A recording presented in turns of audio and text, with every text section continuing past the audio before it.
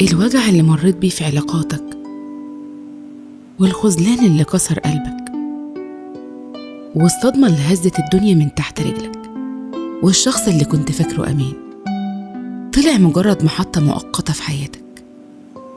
كل ده أحيانا بيكون نتيجة صورة أنت رسمتها في خيالك وعلقت عليها مشاعرك. الخذلان مش بس وجع، ده صحوة بيصحي قلبك من الوهم، لأنك لو هديت أعصابك وفكرت شوية هتكتشف إن المشكلة مش دايما فيهم.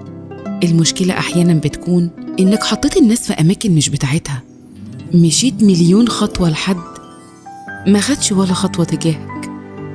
المواقف ورتك بدل المرة مرات إنه شخص مش صادق وقلبه مش عليك، وإنت قررت تغمض عينيك وتكمل. اديت الناس أكبر من حجمهم، حبيت زيادة وصدقت أكتر من اللازم، وانتظرت منهم احتواء ووفاء أو حتى كلمة طيبة. والدنيا ورتك كتير إن الصورة دي مش بتاعتهم، بس انت صممت تتمسك بيها. ابني علاقاتك على واقع الناس مش على خيالك عنهم. الحياة مدرسة، والبشر جزء من الدروس، وكل موقف زعلك وخذلك أو حتى كسرك بيعلمك توزن مشاعرك صح وتوجه حبك في الاتجاه اللي يستاهله.